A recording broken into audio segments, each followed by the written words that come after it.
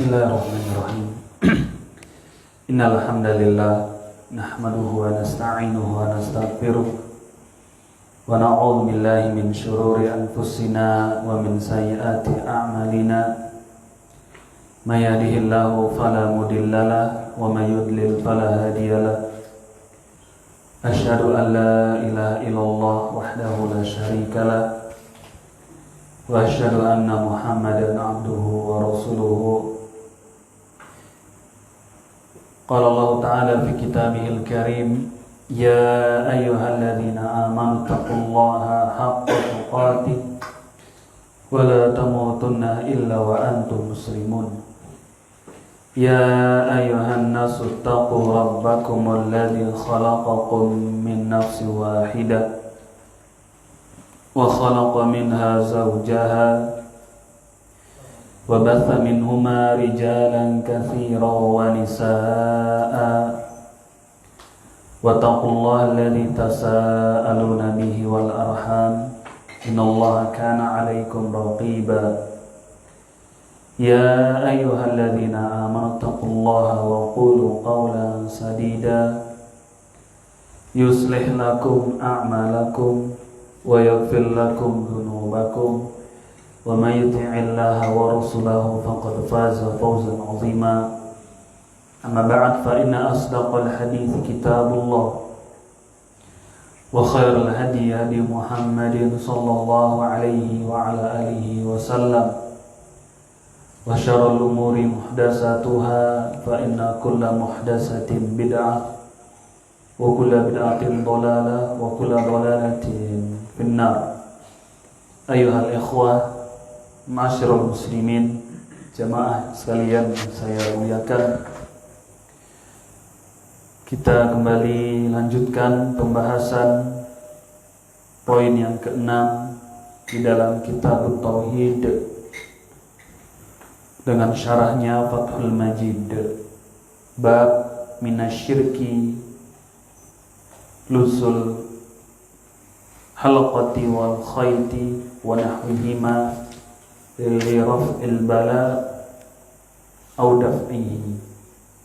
Bab termasuk kesyirikan seseorang memakai benang, tali atau yang selain dari keduanya dimaksudkan untuk mengangkat bala atau menolaknya. Kita di pekan yang lalu sudah membacakan keterangan syarah dari hadis yang pertama yang dibawakan oleh Syekh Muhammad bin Abdul Wahhab ketika Imran bin Husain radhiyallahu anhu dilihat oleh Rasulullah sallallahu alaihi wasallam memakai gelang atau wahinah. Lalu ditanya oleh Rasul, ma hadhi, apa ini? Apakah ini? Maka beliau radhiyallahu anhu menjawab, minal wahina, terbuat dari wahinah, akar pohon dan seterusnya. Faqala, Rasul mengatakan, inziha, buang benda tersebut. Fa innaha la taziduka illa wahanan, sesungguhnya benda itu tidak bisa menambah kepadamu kecuali kelemahan. Fa innaka law mutta wa hiya 'alaik ma aflahta abada, kalau sekiranya engkau mati, benda itu masih ada padamu, engkau tidak akan bahagia selama-lamanya.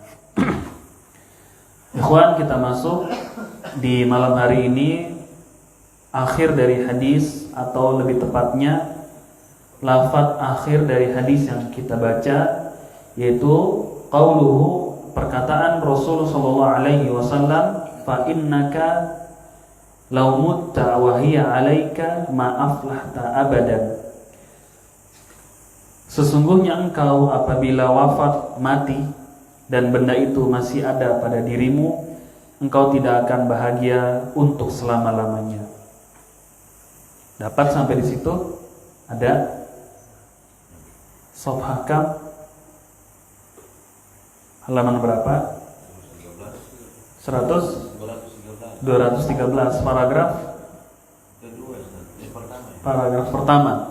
Sabdanya, atau di situ mungkin diterjemahkan sabda Rasulullah SAW, sesungguhnya apabila engkau wafat dan benda itu masih ada padamu, maka engkau tidak akan bahagia selama-lamanya. Thayyib, kita lanjutkan. Li'annahu syirkun. Dijelaskan di sini karena itu merupakan kesyirikan. Nabi mengatakan kau tidak akan bahagia selama-lamanya, li'annahu syirkun. Karena itu adalah kesyirikan. Adapun yang dimaksud dengan al-falah, dengan kebahagiaan atau kesuksesan atau keberhasilan, wa huwal fauzu wal dhafaru was sa'adah. Al-falah di sini maksudnya tadi adalah berhasil, sukses, bahagia, senang dan seterusnya. Paham ya? Ini sudah kita bahas. Sebenarnya ini hanya di akhir hadis. Ini dijelaskan kenapa tidak bahagia, karena dia telah melakukan kesyirikan. Kemudian dibawakan oleh penulis hadis yang baru. Setelah dibacakan situ biografi dari Imam Ahmad, karena hadis yang kedua ini dikeluarkan, diriwayatkan oleh Al-Imam Ahmad bin Hanbal rahimahullah. Kemudian dijelaskan juga di sini ringkas tarjamah atau biografi dari Al-Imam Ahmad bin Hanbal rahimahullah. Nasabnya, kemudian kedudukan, pujian, sanjungan para ulama kepadanya, kemudian masa-masa beliau menuntut ilmu syar'i, dan juga masa-masa terjadinya fitnah khalqul Quran. Di zaman beliau terjadi fitnah, pemerintah memaksakan masyarakatnya untuk meyakini dan mengatakan Al-Quran itu adalah makhluk. Ini dibawakan oleh Syekh Abdul Rahman Hasan di sini. Untuk bisa baca sendiri tentang tarjamah ringkas dari Imam Ahmad bin Hanbal. Nanti di rumah bisa dibaca. Kemudian wafatnya di hari apa, tahun berapa dan seterusnya. Ya, saya kira itu bukan inti dari pembahasan yang sedang kita ingin sampaikan, hanya suplemen saja, bisa untuk baca sendiri. Kecuali nanti kita membahas kitab Al-Imam Ahmad bin Hanbal, baru kita bisa berpanjang lebar membacakan biografi beliau. Qala al-musannifu rahimahullahu ta'ala, walahu an Uqbah bin Amir marfu'an, man ta'allaqa tamimatan fala atammallahu lahu, wa man ta'allaqa wada'atan fala wada'allahu lahu. Wa fi riwayah, man ta'allaqa tamimatan faqad asyrak. Syekh Muhammad bin Abdul Wahhab beliau mengatakan, walahu, masih di riwayat yang sama, yaitu maksudnya riwayat Al-Imam Ahmad bin Hanbal, masih diriwayatkan dari Al-Imam Ahmad bin Hanbal dari Uqbah bin Amir secara marfu'. Ada situ? Dapat? Ada enggak?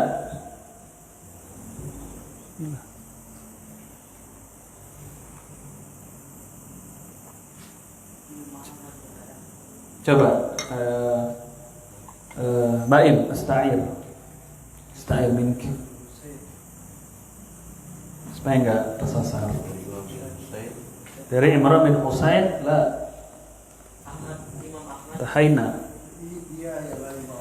Dia ialah Imam Ahmad, sudah kita enggak baca. Berarti di halaman 216 nomor 4 hadis. Ya.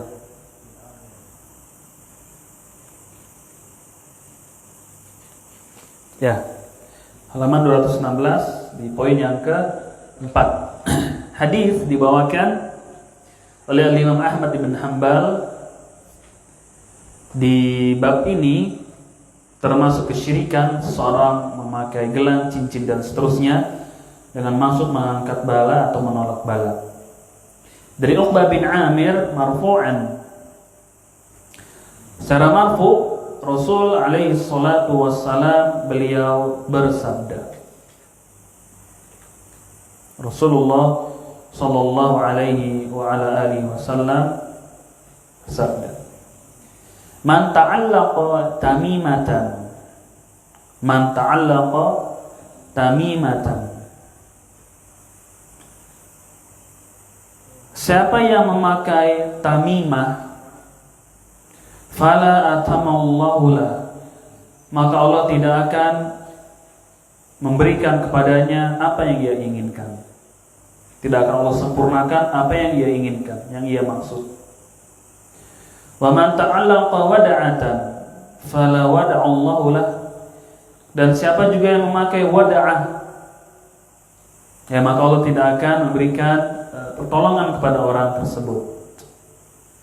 Di dalam riwayat yang lain, Nabi bersabda, Man ta'allaqa tamimatan faqad asyrak. Man ta'allaqa tamimatan faqad asyrak. Siapa yang menggantungkan tamimah, maka dia telah berbuat syirik. Siapa yang memakai tamimah, maka ia telah berbuat syirik. Nanti kita akan bacakan apa itu tamimah dan apa itu wada'ah. Hadis ini diriwayatkan selain dari Imam Ahmad oleh Abu Ya'la dan juga Al-Imam Hakim, wa qala sahihul isnad wa aqrahu az-Zahabi. Wa fi riwayah ay min hadits akhar rawahu Ahmad faqala, di dalam riwayat yang lain, ya di dalam riwayat yang lain selain riwayat yang tadi dibawakan, siapa yang menggantungkan tamimah maka Allah tidak akan menolongnya, membantunya, dan siapa yang menggantungkan wada'ah, Allah juga tidak akan membantunya atau menolongnya. Kemudian di dalam riwayat yang lain, man ta'allaqa tamimatan faqad asyrak, siapa yang menggantungkan tamimah dia telah berbuat syirik. Kisahnya adalah dari Uqbah bin Amir al-Juhani. Anna Rasulullah sallallahu alaihi wasallam aqbala ilaihi rahtun fabaya'a tis'atan wa amsaka an wahidin faqalu ya Rasulullah baya'ta tis'atan wa amsakta an hadha faqala inna alaihi tamimatan fa adkhala yadahu faqata'aha fabaya'ahu wa qala Man ta'allaqa tamimatan faqad asyrak. Jadi asbabul wurud dari hadis man ta'allaqa tamimatan faqad asyrak, siapa yang menggantungkan tamimah dia telah berlaku syirik, adalah kisah ketika Rasulullah sallallahu alaihi wasallam menghadap kepada beliau beberapa orang. Ketika beberapa orang menghadap kepada beliau ingin dibaiat.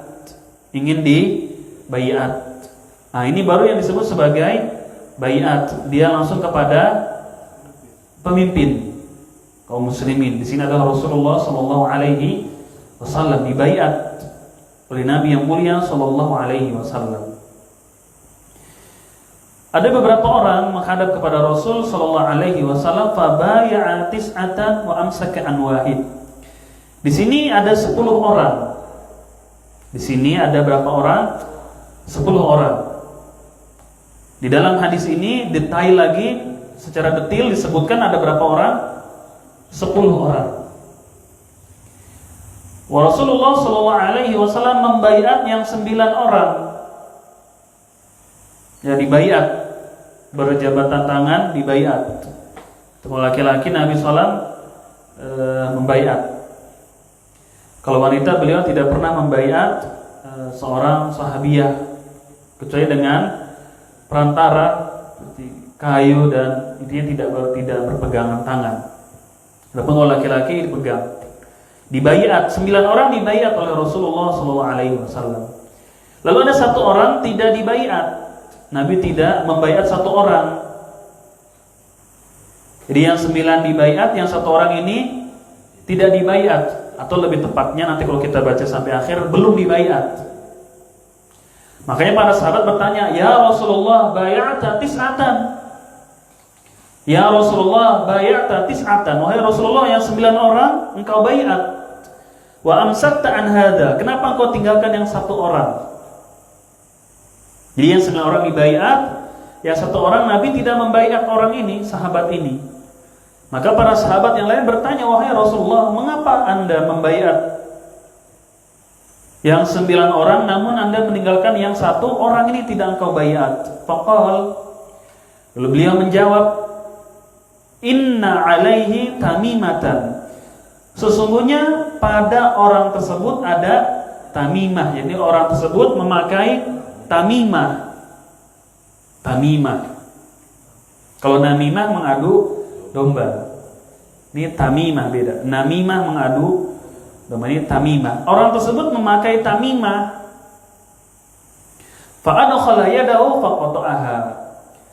Lalu Rasul sallallahu alaihi wasallam melepaskan, membuang tamimah tersebut yang ada pada orang tersebut. Fa baya'ahu. Lalu Nabi membaiat orang tadi.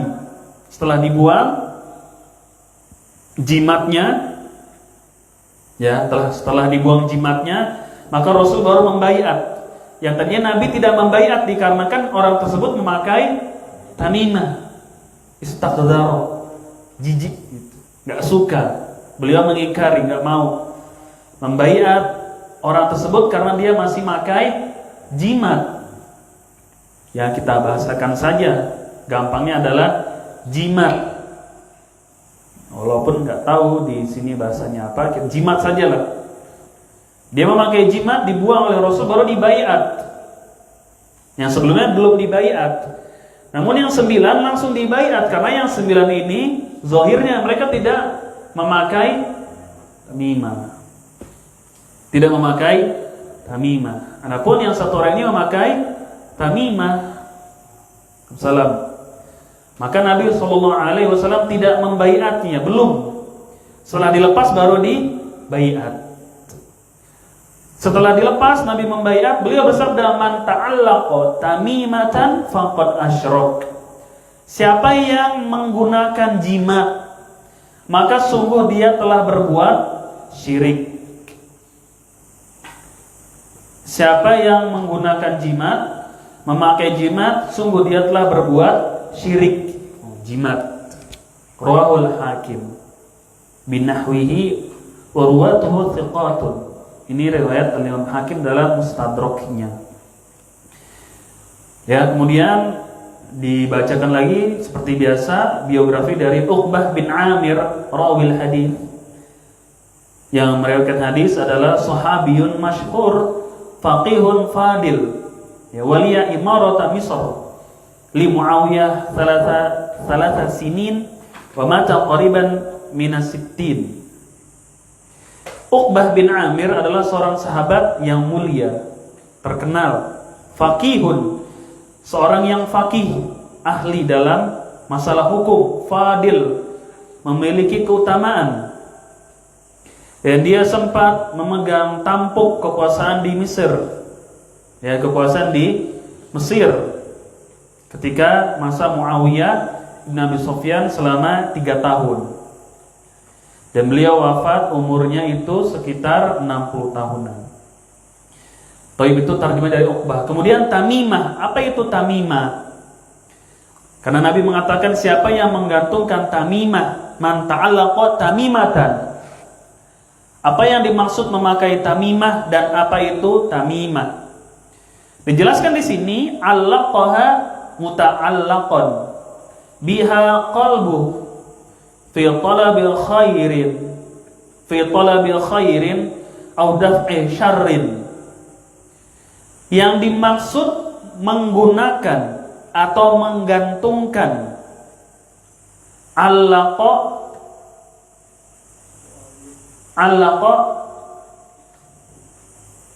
Allaqa yu'alliqu, fil amrnya alliqa, menggantungkan. Yang dimaksud dari menggantungkan di sini adalah muta'allaqan biha qalbu, yaitu seseorang zahirnya juga menggantungkan jimat, akhirnya hatinya pun sama, ketergantungan kepada jimat. Efeknya itu bukan hanya dia memakai zahir dari jimat tersebut, dipakai di tangan, di leher, atau diikat di kaki, namun juga berefek pada hatinya memiliki ketergantungan kepada jimat itu. Memiliki ketergantungan terhadap jimat untuk mendapatkan kebaikan atau menolak keburukan. Dia bergantung kepada jimatnya untuk mendatangkan kebaikan atau untuk menolak keburukan. Itu efek dari zahir masuk kepada batin. Bukan hanya dia gantungkan semata, namun juga berefek kepada hatinya yang terkait selalu kepada jimat. Berkata Al-Imam Al-Mundhiri dalam kitabnya At-Targhib wa Tarhib, Al-Imam Al-Mundhiri menjelaskan makna dari tamimah dan maksud dari seseorang menggunakan tamimah. Tuh, perhatikan di situ ada Al-Imam Al-Mundhiri dalam kitabnya At-Targhib wa Tarhib menjelaskan maksud seseorang menggunakan tamimah dan juga secara umum apa yang dimaksud dengan tamimah. Tamimah. Dan punya anak dinamakan tamimah. Mentang-mentang bahasa Arab dinamakan tamimah lagi. Oh, saya namakan anak saya Sakor. Zakum, karena ada di Al-Quran. Ya, jangan mentang-mentang hanya sekedar lafaz Arab saja dinamakan akhirnya Sakor, Jahim gitu. Zolim, tamimah lagi enggak. Artinya harus bagus. Boleh dengan nama-nama para nabi atau nama-nama penghambaan. Abdurrahman, Abdul Khaliq, atau nama-nama orang-orang soleh, Maryam gitu. Nama malaikat jangan Jibril gitu namanya. Nama para nabi boleh, Adam dan seterusnya. Para sahabat juga diperbolehkan. Jangan nama-nama itu hindari atau tinggalkan nama-nama yang mengandung tazkiyah kepada diri sendiri, misalkan Syamsuddin gitu. Kalau itu kan laqab. Sebenarnya itu adalah gelar sebenarnya. Syamsuddin, mataharinya agama. Sholat nggak pernah, melakukan kebid'ahan, bagaimana dinamakan sebagai mataharinya agama? Imamuddin namanya, imamnya agama tuh. Itu kan laqab yang biasa diberikan kepada para ulama. Dan selama mereka hidup pun mereka sebenarnya tidak suka, tidak ridho. Biasanya setelah mereka meninggal dunia baru dilaqabkan oleh orang-orang setelahnya. Syekhul Islam.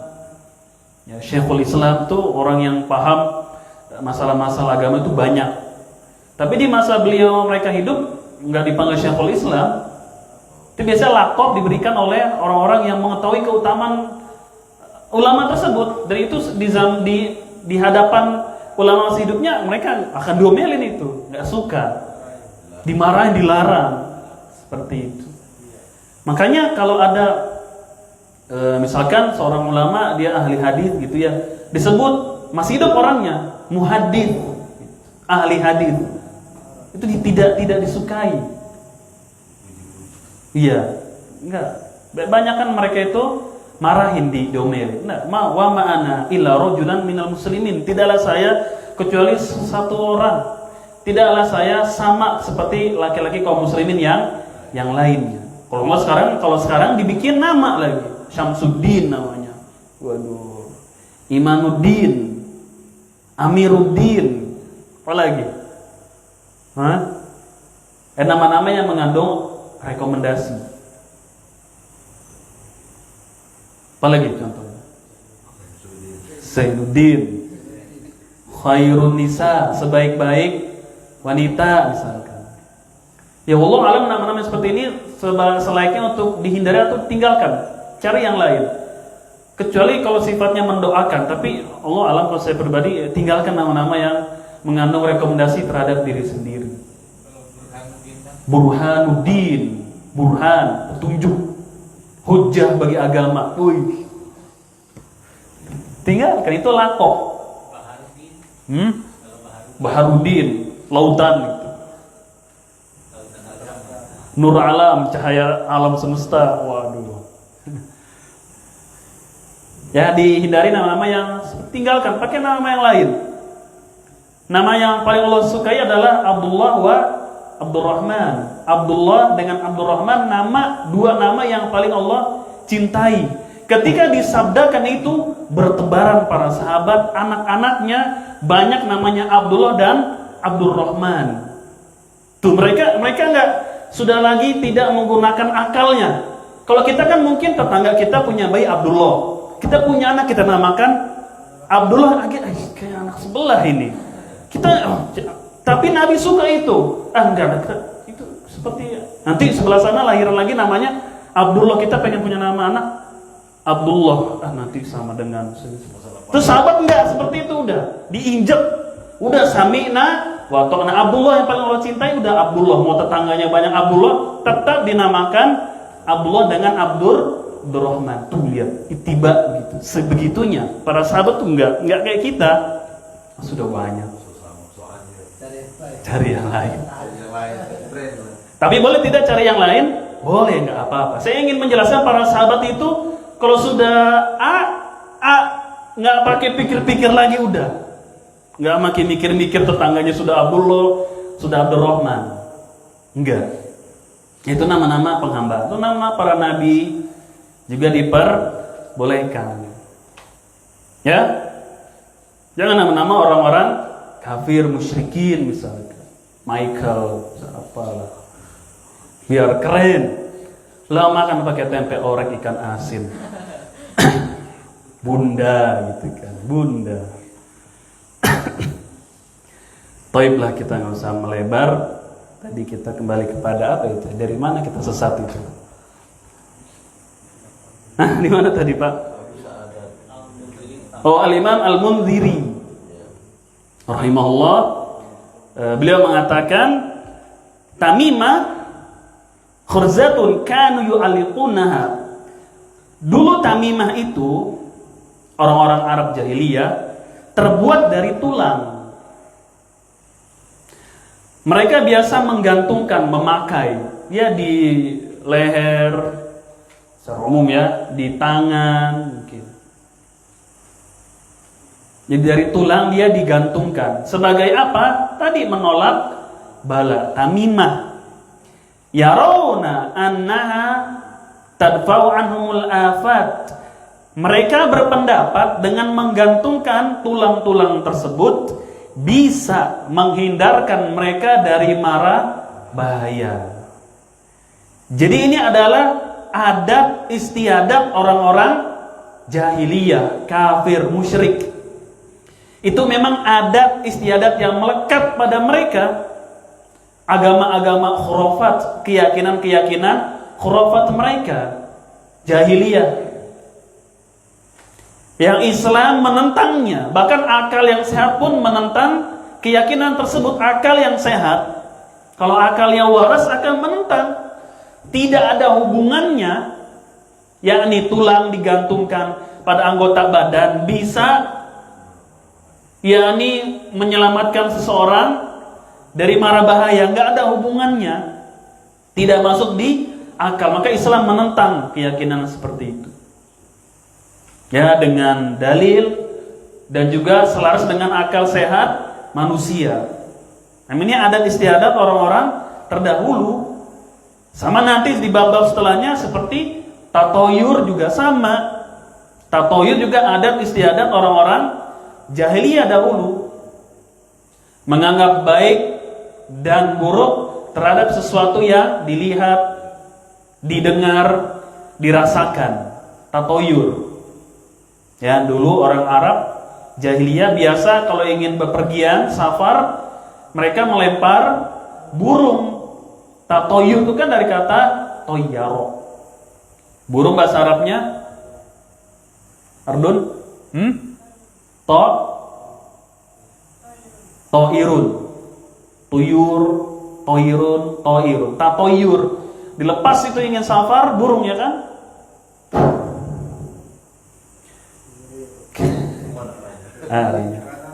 Ke kanan atau ke kiri atau ke depan atau ke bawah, burungnya mati.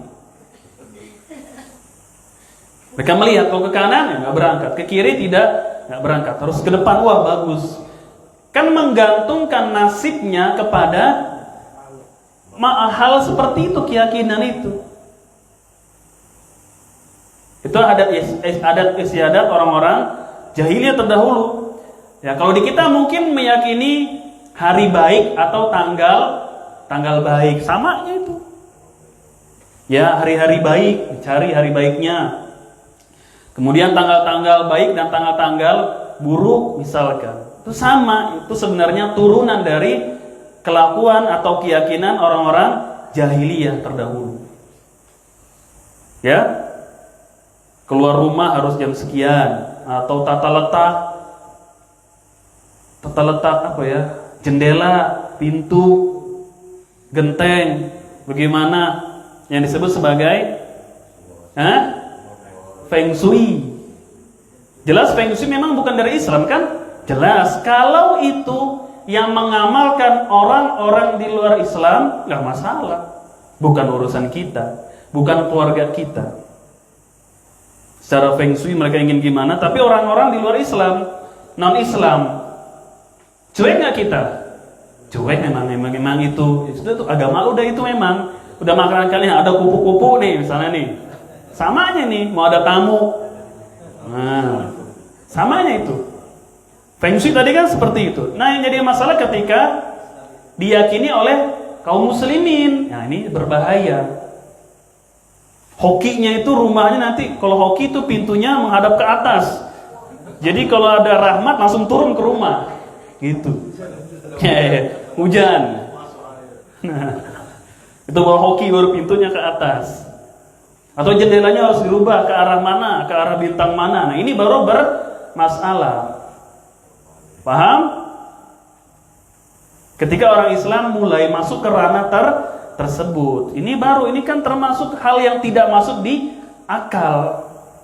Feng Shui, arah angin seperti apa?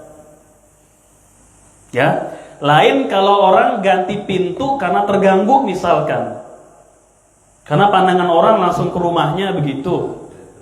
Nah, maka dia ganti. Boleh atau tidak? Boleh tanpa meyakini apa-apa. Biasa kalau di perumahan ada disebut tusuk sate. Nggak tahu kalau di sini ada apa. Tusuk sate. Dia ini jalan nih, mentok, nah di situ rumah, pintunya di situ. Secara Feng Shui kagak bagus itu. Oke. Ini dia muslim di ujung sana.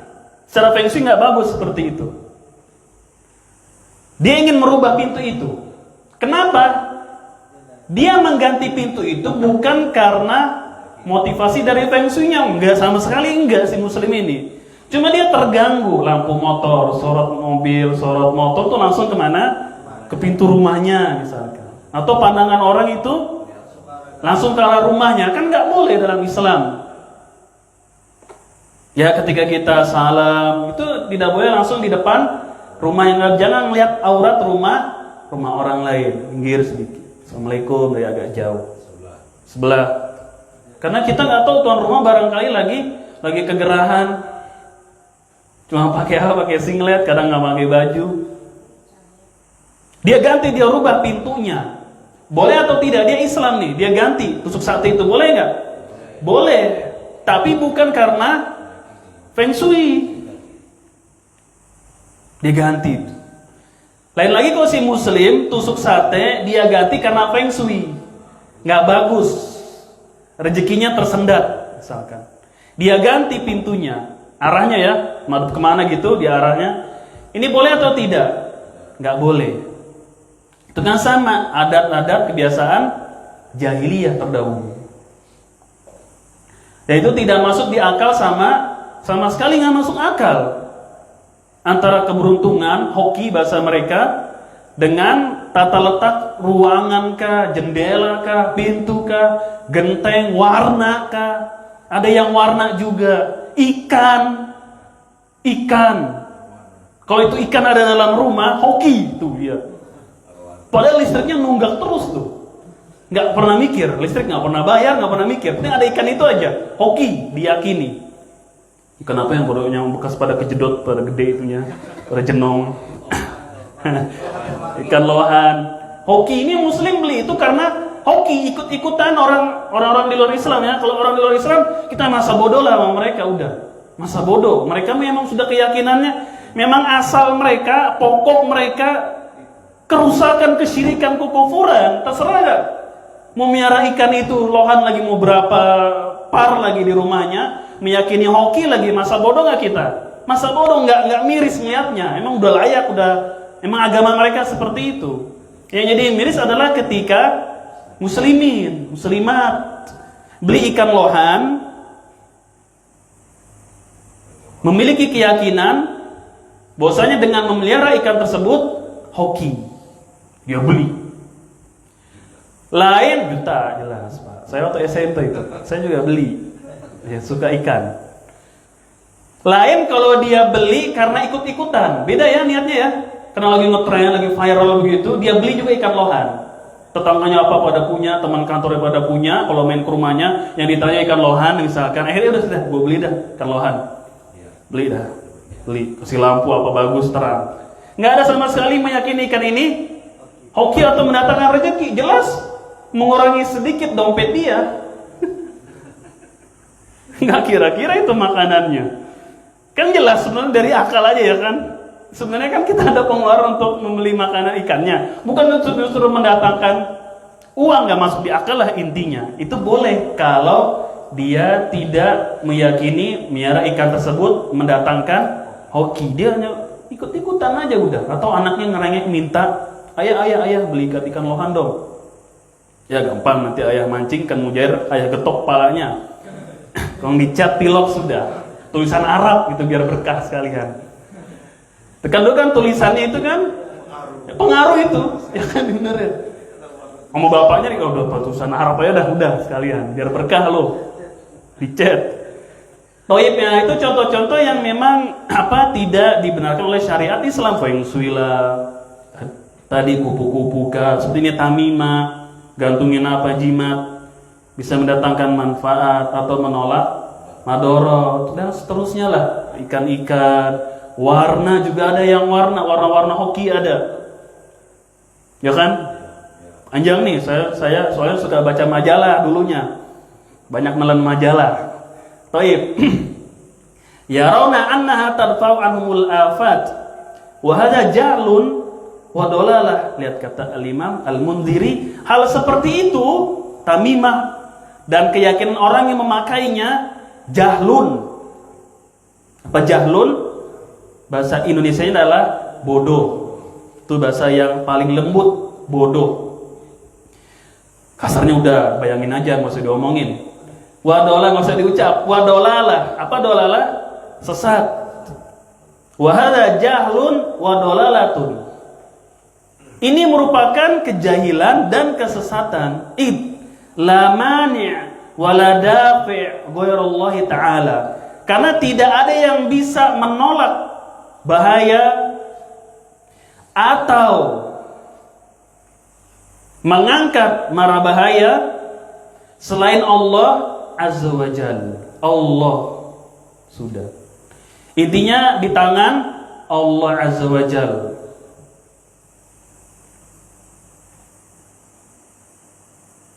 Lalu orang ada memakai tamimah meyakini Allah yang memberikan manfaat dan madarat. Tapi saya memakai tamimah sebagai bentuk usaha saya. Ikhtiar. Memang bukan ini, tapi Allah. Dibolehkan atau tidak?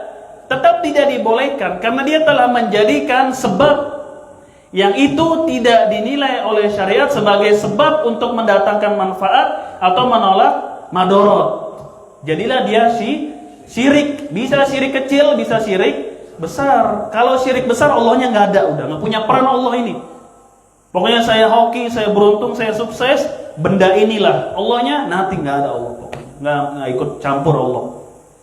Ini syirik besar. Tapi kalau syirik kecil, dia meyakini yang mendatangkan hoki, yang mendatangkan rezeki Allah. Tapi saya ikut feng shui sebagai usaha saja, sebab saya untuk mendatangkan rezeki. Ini syirik kecil.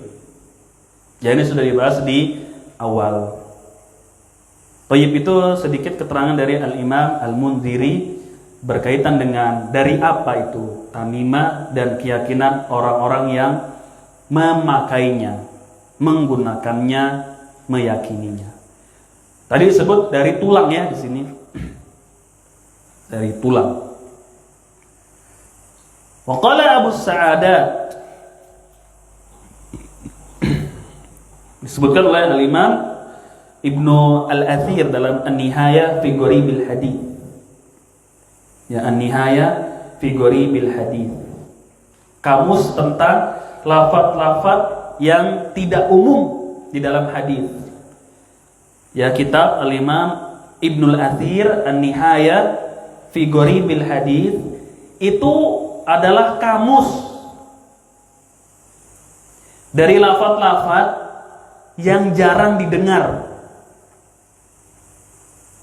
di kalangan Arabkah atau yang lainnya. Nanti cari di kamus Ibnul Athir. Ketika itu dinukilkan tentang tamimah. Ada di hadis tamimah, kita mau tahu apa, buka di kamusnya itu. Tamimah apa sih? Itu ada kamusnya dalam hadis-hadis itu. Luar biasa ya para ulama itu. Juga tentang nanti ada kamus yang berkaitan dengan Al-Qur'an. Banyak seperti itu. Disebutkan at-tamaim jam'u tamimah. Tamimah itu bentuk jamaknya tamaim. Tamaim. Tamimah bentuk jamaknya tamaim. Wahia, dia terbuat dari, atau dia adalah khorazatun. Khorazatun kanatil arabu tu'alliquha ala awladihim yataquna biha al-ainu fi za'mihim fa abdallahu al-islam fa abdallaha al-islam. Dia terbuat dari tulang-tulang. Itu umumnya memang terbuat dari tulang-tulang dahulunya, seperti itu. Maka di antara bentuk kefakihan Syekh Muhammad bin Abdul Wahab, beliau mengatakan bab termasuk kesyirikan seseorang memakai benang, gelang atau selain dari keduanya. Jadi luas lagi, bukan hanya gelang, bukan hanya benang, bukan hanya terbuat dari tulang, tapi bisa juga dari besi, dari logam, dari kertas, dari rambut, dari kain, dari daun, macam-macam.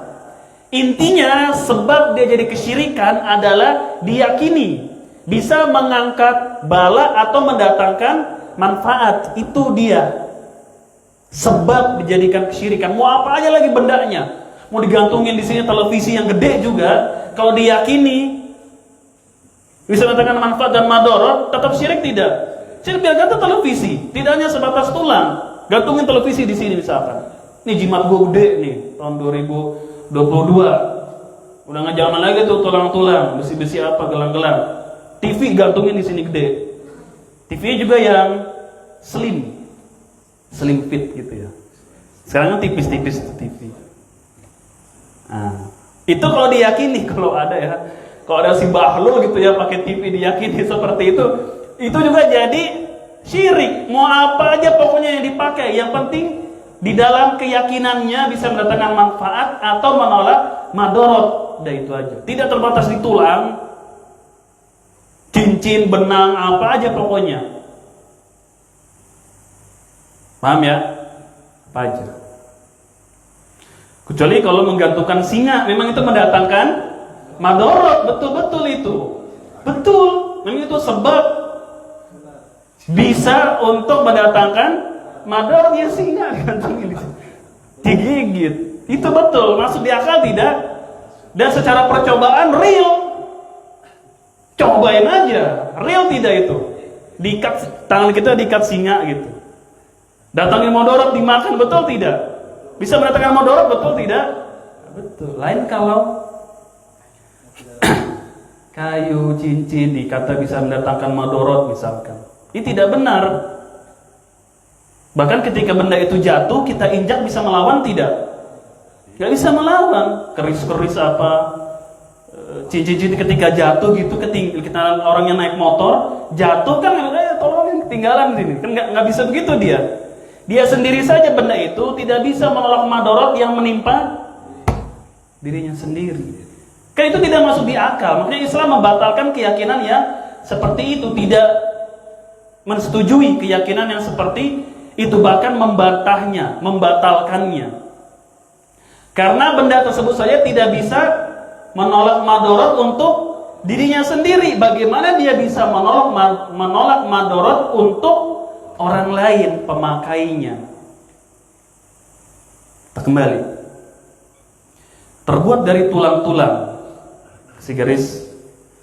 Kanatil Arab tu'alliquha. Dahulu orang Arab jahiliyah menggantungkan tamimah itu kepada anak-anak mereka. Nah lo, awalnya, dulunya, asalnya, termasuk penjelasan para ulama di sini, tamimah itu terbuat dari tulang-tulang. Kan Nabi bersabda, "Man ta'allaqa tamimatan faqad asyrak." Siapa yang menggantungkan tamimah, memakai tamimah, dia telah berbuat syirik. Jadi tamimah itu terbuat dari tulang-tulang dahulunya. Kemudian biasa orang-orang Arab menggantungkan kepada anak-anaknya sebagai penjaga gitu berarti. Jaga. Dan inna lillahi wa inna ilaihi rajiun, sampai hari ini juga masih ada yang mewariskan keyakinan seperti ini, digantungkan kepada anak-anaknya, baik-baik mereka. Bentuknya berbagai macam model. Sapu lidi, peniti, lemon, lemon, iya lemon. Nah itu dia. Bawang merah, bawang putih, kecap, kemiri, bikin nasi goreng. Sering kan kita bilang. Ya ini itu biasa orang Arab dahulunya, Arab jahiliyah. Mereka gantung kepada anak-anak mereka. Berarti gangguan jin kepada anak itu sudah dari dulu ada berarti. Makanya ada keyakinan ini. Ya.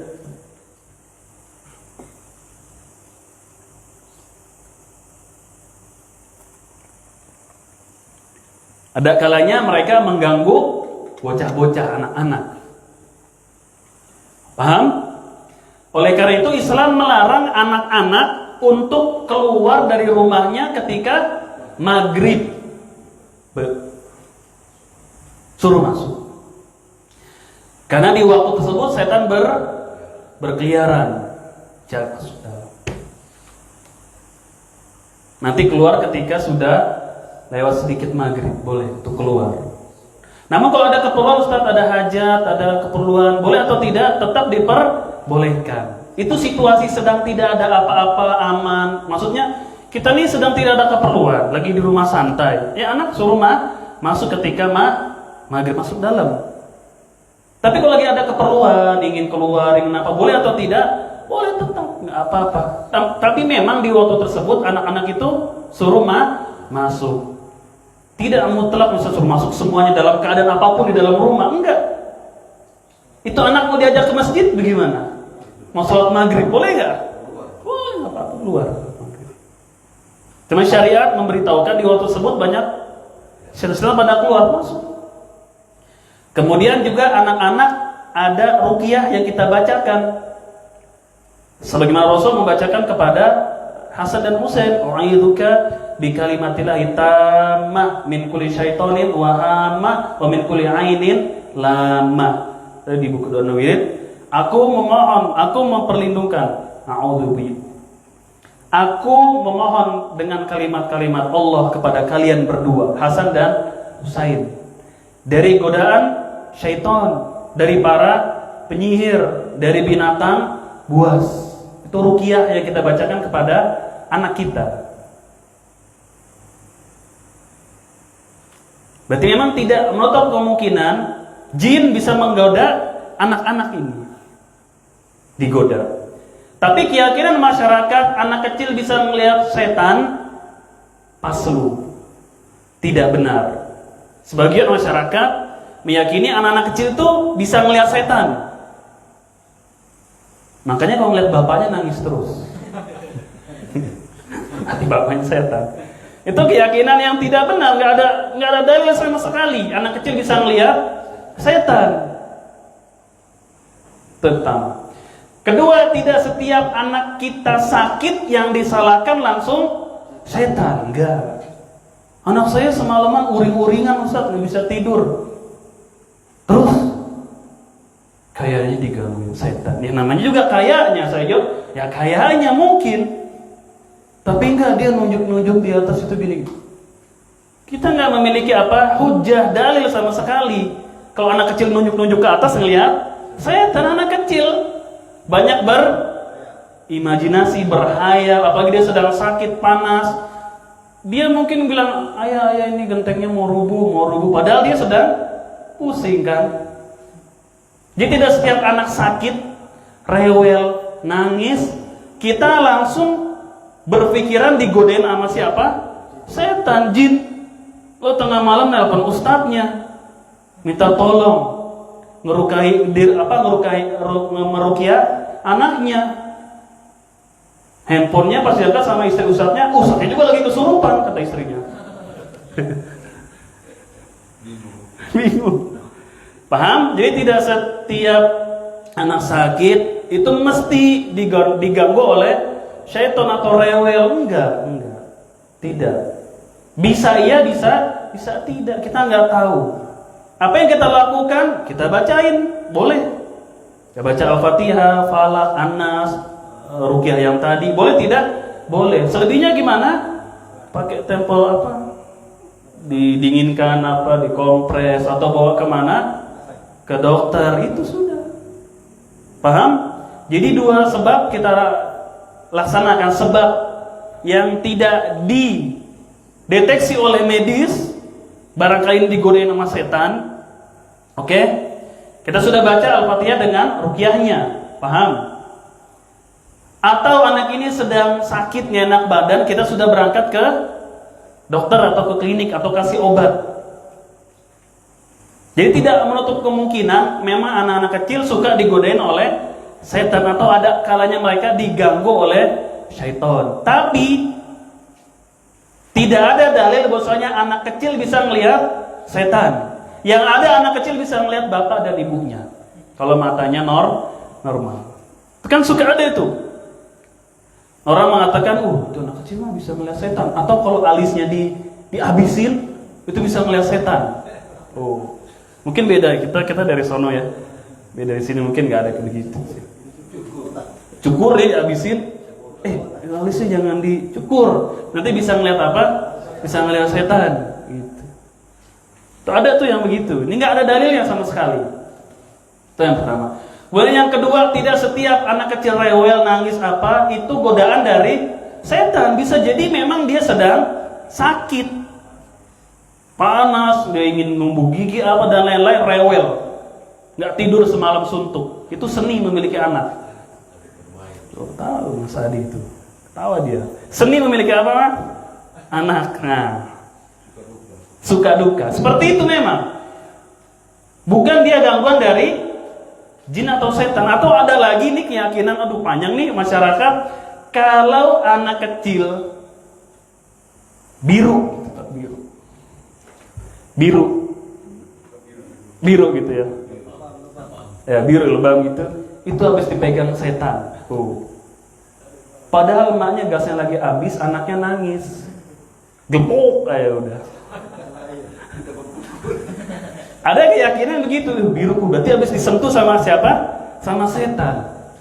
Jadi memang kaum kita ini sangat memuliakan, membesarkan jin dan syaitan. Makanya mereka kepedean. Karena mereka diagungkan, tahu nggak? Melunjak mereka jadinya, berani sama manusia itu.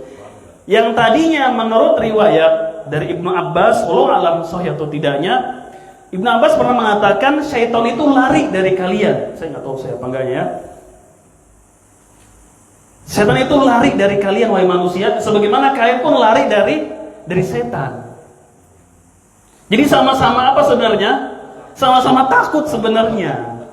Kita sama dia juga ngeri, dia sama kita juga ngeri. Itu ada asar dari Ibnu Abbas ya. Saya Allah alam sahih atau tidaknya, cuma banyak dibawa oleh para ulama.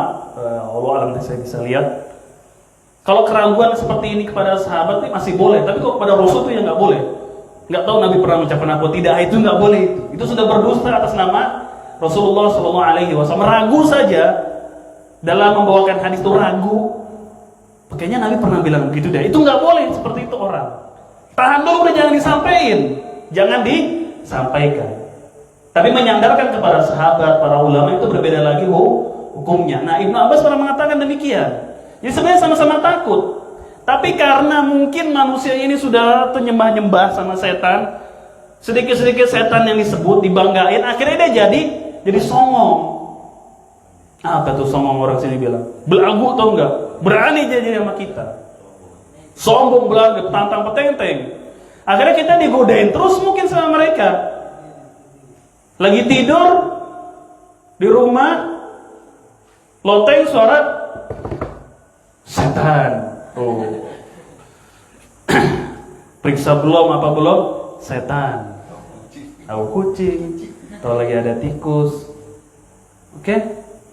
Lagi tidur, lampu tak mati, hidup lagi teng. Apa tuh biasanya? Setan. Habis token. Terus nyala lagi, anaknya ngisi di luar, tak nyala lagi misalnya. Setan aja semuanya udah. Dan kaum kita kan seperti itu. Maghrib lewat tempat sepi, bulu kuduk merinding. Nah, setan. Apa namanya? Merinding gitu ya. Setan. Bulu kuduk merinding, setan lagi. Sangat membesarkan, mereka sudah apa-apa setan. Iya kan?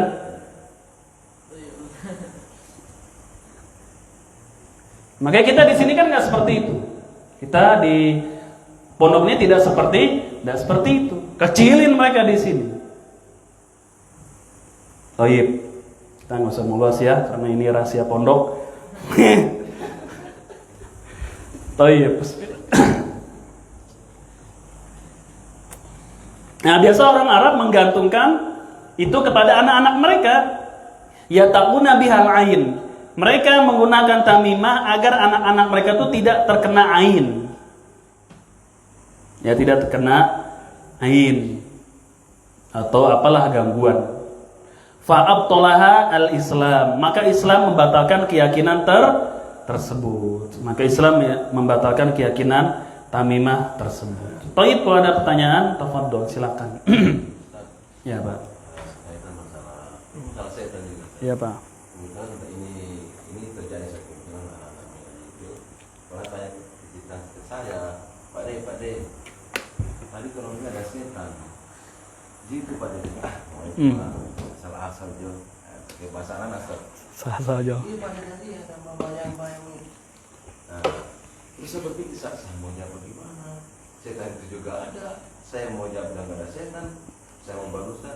Jadi dia tepat itu menjawabnya ketika itu, karena pertanyaan ke saya bilang, cuma lambung, mungkin saya lambung, kemudian ada daun pisang. Iya, pisang. Padahal nggak ada pohon pisang di situ.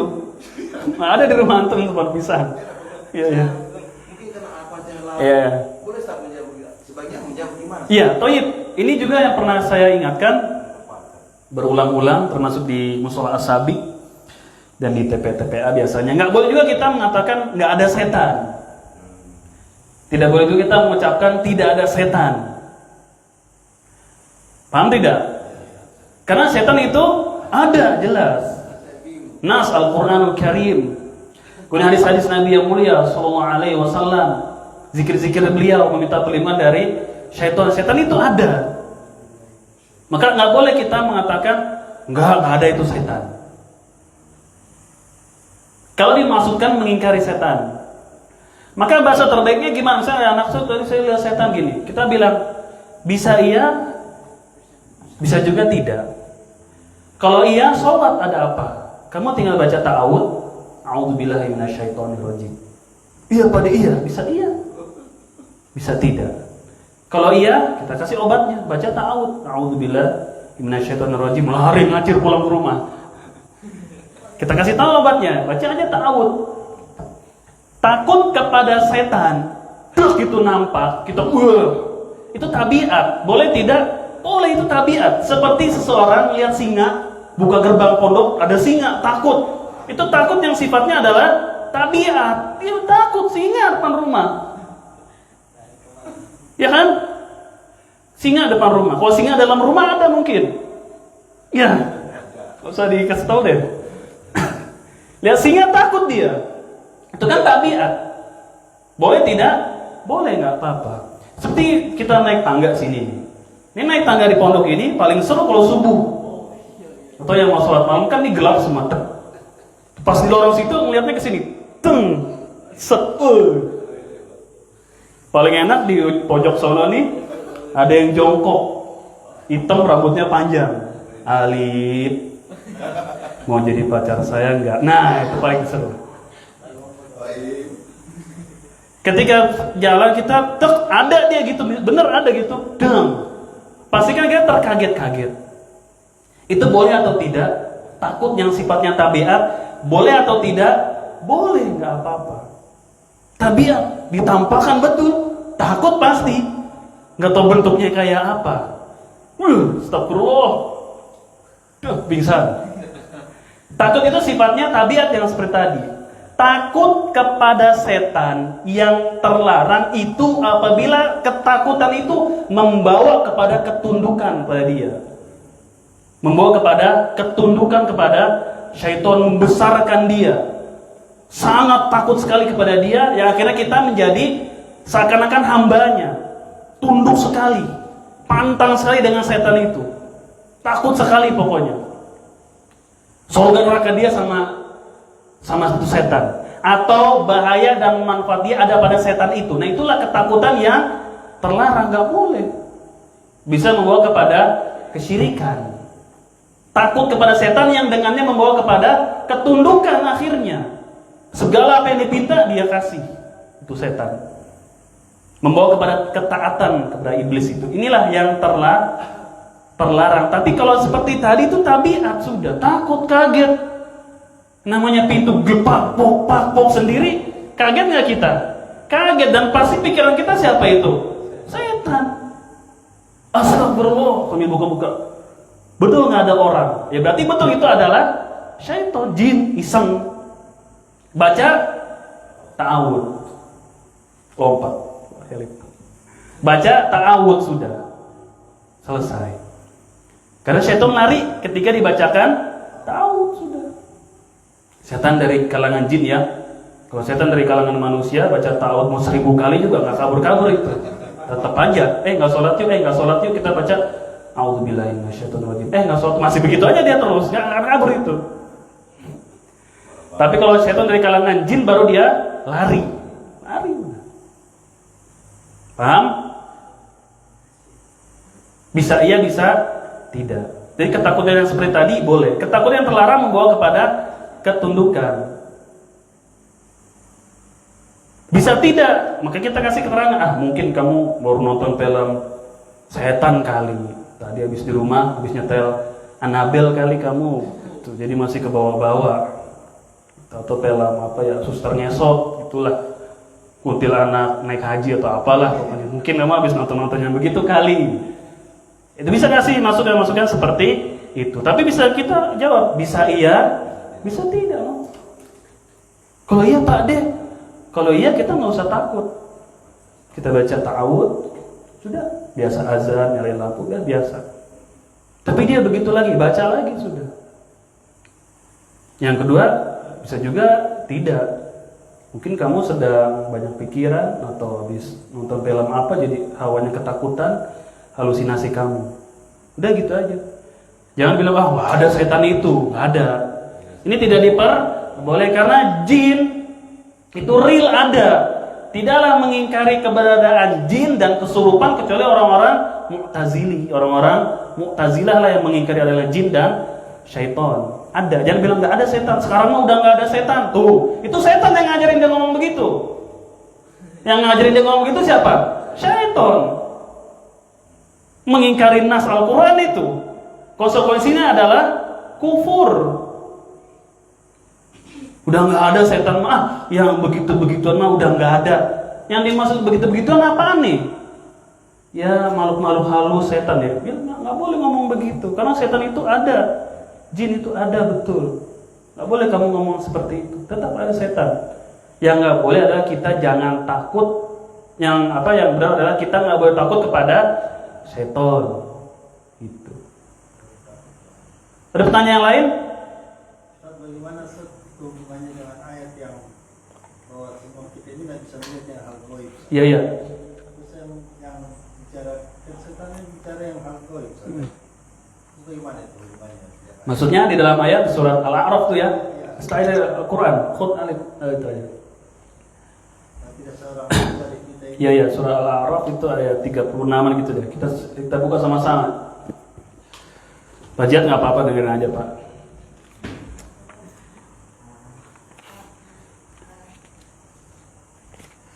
Tentang dalil bahwasanya kita tidak bisa melihat syaitan.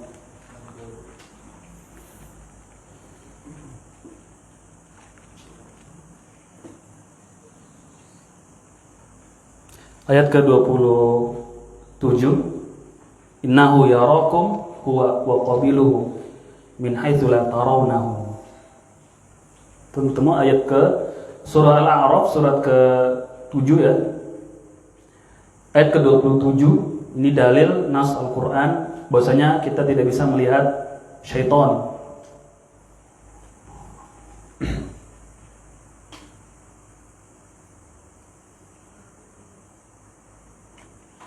Ketemu di situ?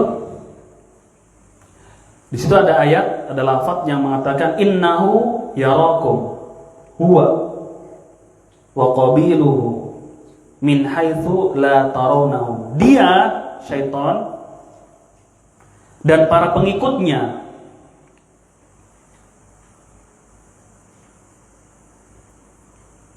bisa melihat kalian manusia, wahai manusia, di sebuah tempat atau sebuah gaib ini yang kalian tidak bisa melihat mereka. Jadi syaitan bisa melihat kita, kita tidak bisa melihat syaitan. Syaitan bisa melihat kita, tapi kita tidak bisa melihat syaitan. Ada keterangan dari sebagian ulama, ada di dalam kitab saya lupa ini judulnya, tentang penjagaan manusia dari godaan jin dan syaitan, karya Syekh Abdul Salam Bali ya, ulama dari salah seorang penulis dari Mesir. Itu disebutkan yang kita lihat kalau orang melihat syaitan itu bukan wujud aslinya, tapi bentuk kamuflasenya, itu jalan tengahnya mengenai ayat ini. Jadi bukan bentuk penciptaan asli syaitannya, tapi dia sudah berubah berkamuflase gitu. Allah alam, seperti itu disebutkan. Bukan wujud aslinya, tapi sudah bentuk sudah berubah bentuknya, gitu. Bukan aslinya lagi. Adapun Rasulullah SAW bisa melihat setan ifrit di Masjid Nabawi, ya jelas karena beliau adalah Rasulullah SAW, khusus pada beliau sallallahu alaihi wasallam. Kemudian ada kejadian seperti Abu Hurairah. Abu Hurairah kan melihat orang biasa yang suruh jaga harta zakat di malam hari bolak-balik aja, kan orang yang dia lihat. Dia nggak tahu itu syaitan. Dan dalam hadis itu jelas dia bentuknya orang, kan manusia, bukan syaitan dalam wujud aslinya, penciptanya seperti apa, api gitu, enggak. Jadi ketemulah mana ayat ini dengan apa yang disebutkan oleh sebagian ulama menjelaskan. Jadi bukan bentuk aslinya gitu. Adapun Rasulullah SAW ya jelas apa sih yang nggak bisa Nabi SAW kalau Allah izinkan, betul tidak? Apa sih yang Nabi nggak bisa kalau Allah mengizinkannya? Surga neraka lagi, penghuninya diperlihatkan tidak? Diperlihatkan kepada Rasul dengan izin siapa? Allah Azza wa Jalla. Apalagi cuma ifrit, kalau Allah menghendaki diizinkan melihat. Dicekek itu ifrit oleh Rasul sallallahu alaihi wasallam, cekek, saya merasakan dinginnya lidah dari siapa? Ifrit ini, Nabi SAW. Walaupun anak-anak bego itu cuma mungkin mau viral aja kali, atau mereka collab sama jin. Anak-anak bego ada kan? Apa sebutnya? Hah? Indigo. Wah, anak bego ya bilang deh. Anak-anak bego itu kan mungkin pengen viral apalah. Atau mereka collab sama jin, punya jin juga di dalamnya. Wah, begitu kan mereka tuh. Masih muda ini. Dia matinya ini ketabrak becak. Cuma sempat hidup lagi ketabrak kontainer gitu. Dia ini sedih, ingin balas dendam. Kan ada yang gitu tuh. Acara-acara seperti itu yang pembodohan kepada umat Islam. Anak-anak bego itu namanya. Mohon maaf deh, indigo. Tapi ada pertanyaan yang lain? Ya Pak. Apa?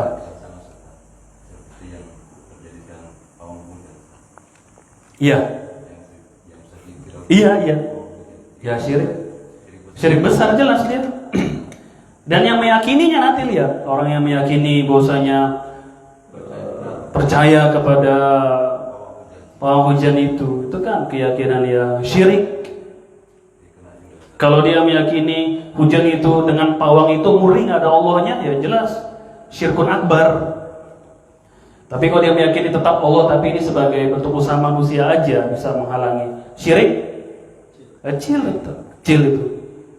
Minimal keyakinan seperti itu dikategorikan sebagai keyakinan yang syirik. Pelakunya jelas dosa besar, bahkan bisa keluar dari agama Islam kalau dia mengetahuinya. Dan katanya yang sedang melakukan itu bukan orang Islam kan, bukan Muslim, jadi ya terserah. Yang jadi pembahasan kalau ada orang Islam meyakini itu baru. Itu tidak diperbolehkan. Ya sama seperti ramalan-ramalan bintang juga kan. Apa sih itu disebutnya? Kalau dulu itu loh, zodiak tuh tadi Ustaz lupa di Faslun, zodiak namanya. Nah, mereka ini udah nggak pada kenal kan? Alhamdulillah mereka mah mungkin generasi sekarang nggak tahu zodiak gitu ya. Dulu kalau kita kan, waduh, dulu tuh awam ya. Beli itu di majalah-majalah. Nah, Pisces. Nah, begitu. Nanti ada rezeki, Pak. Keuangan ya. Angkat-angkat tai ayam gitu kan. Jodoh naik turun. Ini lagi pecintaan apa naik kemudian diputer naik turun. Nah, itu sama juga kesirikan. Wallahu a'lam. Pertanyaan yang lain? Zodiak namanya dulu. Berarti kesurupan ini kan berwujud ke manusia saja. Iya. Berarti ada. Kesurupan real ya. Itu karena saya gangguan jin. Jin itu masuk kesurupan. Makanya di surat Al-Baqarah orang yang memakan riba kama yatakhabatu syaiton minal mas, orang yang memakan riba itu seperti orang yang kemasukan syaiton dikarenakan kesurupan. Ini nas Al-Quran, bahwasanya kesurupan itu ada. Mengingkari kesurupan kufur. Temukan surah Al-Baqarah. Nas Al-Quran tentang kesurupan. Mu'tazilah mengingkarinya ini. Allah alam secara kedokteran ya, saya belum baca. Bagaimana menurut mereka, apakah ada hal-hal lain di tubuh ketika terjadinya itu? Ayat ke 275, alladzina ya'kuluna ar-riba la yaqumuna illa kama yaqumu alladzi yatakhabbathu asyaitanu minal mas. Tikan ya, 200 berapa? 75. Orang-orang yang memakan riba tidak dapat berdiri. Itu oleng ya, melainkan seperti berdirinya orang yang kemasukan setan. Yatakhabbathu syaitan minal mas, seperti orang yang kesurupan.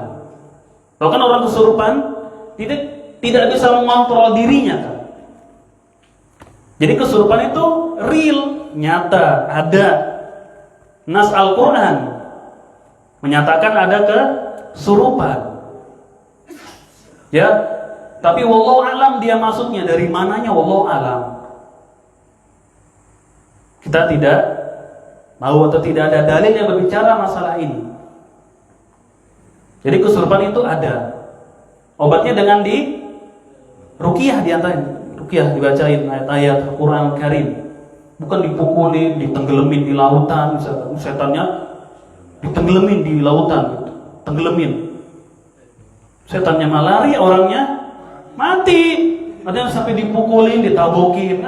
Cukup dibacakan ruqyah ayat Al-Quran. Ukhruj adullah, keluarlah engkau wahai musuh Allah. Sudah terus dibacakan. Ya, wallahu alam, nggak ada juga dengan pakai daun apa, madu, habatus sauda, daun bidara, minyak zaitun kah, kurma kah, bakar rica apa, nggak ada. So, cukup diruqyah saja, nggak ada seperti itu. Meruqyah, dimandiin air madu, air garam, air susu, nggak ada, cukup dibacakan saja. Allah alam, nggak ada praktek salaf seperti itu. Apa yang sampai dipukulin, ditabokin. Jadi ruqyah kesurupan itu ada. Wallahu a'lam. Ada pertanyaan yang lain? Wah, malam Jumat seru nih ya. Ngomong beginian kan malam Jumat. Ya silakan Mas. Terkait ruqyah, saya pernah dengar kalau ruqyah rumah itu bagaimana? Ruqyah rumah kalau disiramin air khurafat itu nggak benar, bid'ah. Ruqyah tempat usaha dikelilingnya disiramin ayat-ayat Al-Quran, bid'ah, khurafat. Kata Syekh Shalih Fauzan, khurafat seperti itu. Di dirijen gitu ya, dibacain Al-Quran, ayat Quran pakai air di dirijen tau nggak? Tahu kan?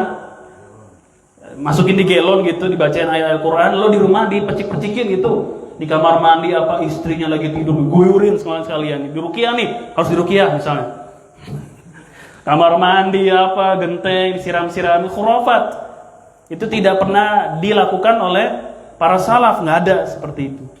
Adapun kalau yang dimaksud meruqyah rumah dengan dibacakan surat Al-Baqarah, masyru' disyariatkan. Memang seperti itu caranya. Dengan membaca surat Al-Baqarah saja sudah.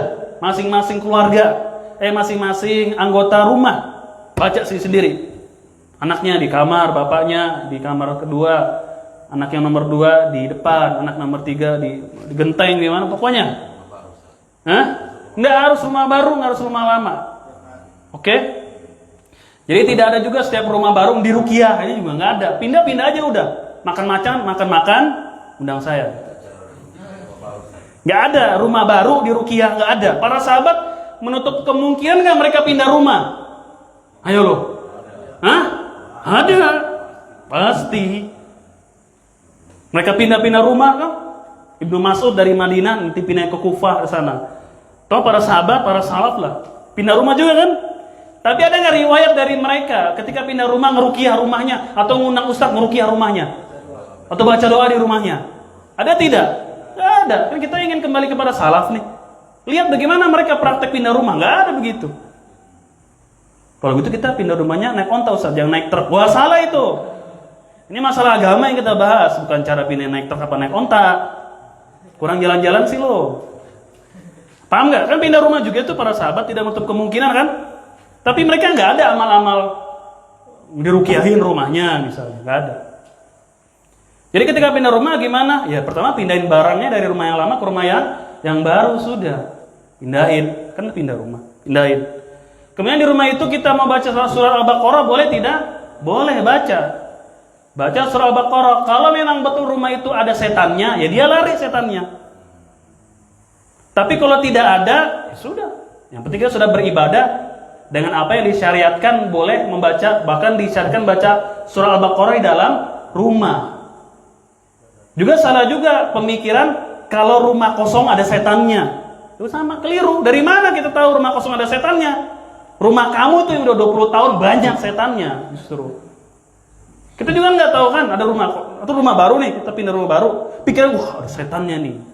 Salah. Tahu dari mana itu rumah ada setannya? Kan goib. Goib. Oke, kita pindah rumah, misalnya pindah masuk di rumah. Mau baca surah Al-Baqarah boleh atau tidak? Boleh aja, nggak apa-apa. Tapi bukan keyakinan karena pindahan saya baca surat Al-Baqarah. Kapan aja nanti dia baca Al-Baqarah? Kalau memang ada setannya di rumah itu berarti setannya lari pergi karena Nabi yang mengatakan fa inna syaiton yanfiru minal baiti alladzi tuqra fihi suratul Baqarah. Karena sebenarnya syaitan itu lari dari rumah yang dibacakan surat Al-Baqarah. Kalau di rumah itu ada setannya dia lari berarti pergi. Kalau nggak ada ya kita sudah beribadah dengan apa yang disyariatkan. Itu yang dimaksud membaca Al-Baqarah di rumah. Boleh seperti itu.